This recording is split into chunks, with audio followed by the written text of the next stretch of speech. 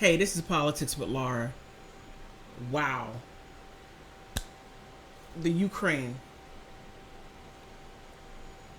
NATO and the US. Okay, before I even get there, I got a good one for you.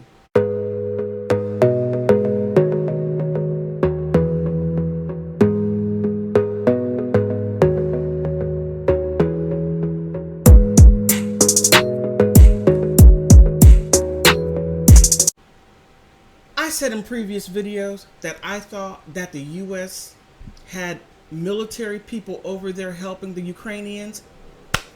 I was right.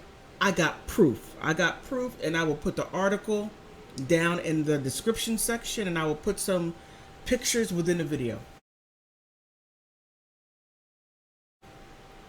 Oh my goodness.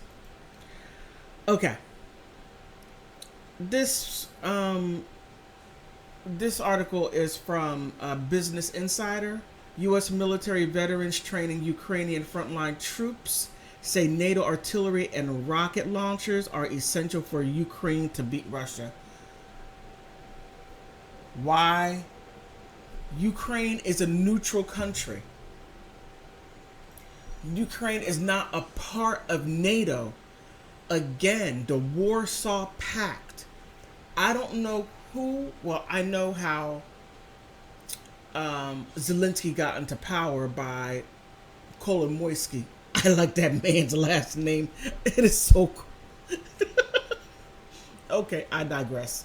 Kolomoisky, a billionaire oligarch who got kicked out of Ukraine. How do you get...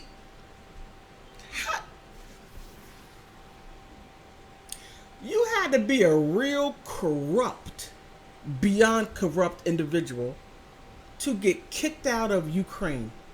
I'm not saying that Ukraine is... Okay, that sounds kind of bad. But in order to get kicked out of any country, you gotta be beyond a jerk, beyond corrupt. You gotta be You have to be down there hanging out with Satan, but being on the right side of him. I mean, I'm just saying. Just my 2 cents. But outside of my opinion,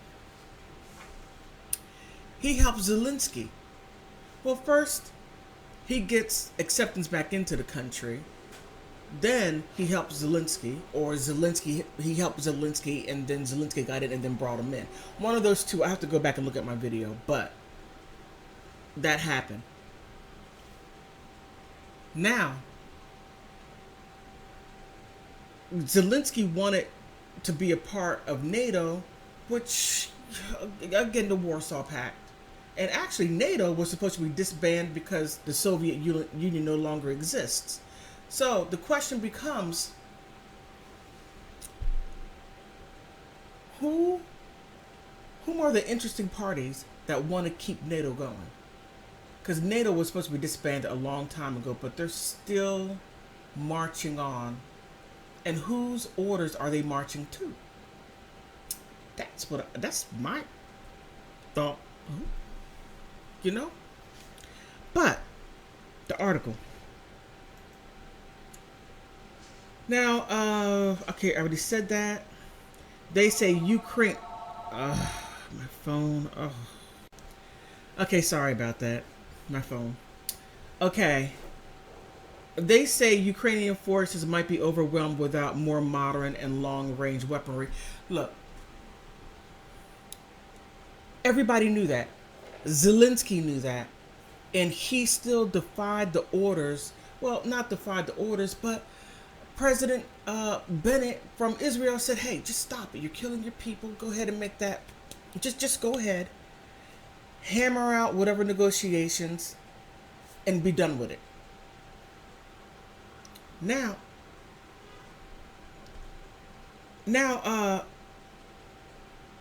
in another article that I found that I'm going to report on, Putin, he's going hard. Oh my goodness. He's not done yet. And it is a bit of a sluggish Martin Waterer, I guess, a Marine veteran, said of the war. A group of U.S. military veterans currently training Ukrainian soldiers said Ukraine needs more NATO weapons to win the war with Russia. Look, back in the 60s, when Russia or the Soviet Union was bringing missiles into Cuba, what was our response? Oh, we're going to drop a whole nuke on Cuba. Get it out of here. We don't want communism in our sphere. Now we were ready to drop bombs. Yeah, put a whole bunch of surrounded Cuba with what do you call it? Those battle warships. But when Putin just says, "Hey, you're gonna have to honor this pact because we all agreed on it," and Zelensky, no, you're supposed to be neutral, and then the U.S. is in there like, "Hey, go ahead, you could do." Come on, you have to honor the pact. Honor it. That's it. Honor it. That's just what treaties are for. You honor the treaty. You agree to it, agree to the terms. Now, if you have an issue with it, then you go back to the table and say, "Hey, I got a problem with this, and that's what one person should do." But, okay. Let me stop with my opinions. All right. The officer in the Mozart group told Newsweek that modern long-range artillery would help Ukrainian forces fend off the Russian offensive. Russia wouldn't even have gone in if none of this happened. Now, here's the interesting part. Now, the U.S. is in there. Now, Russia has friends too.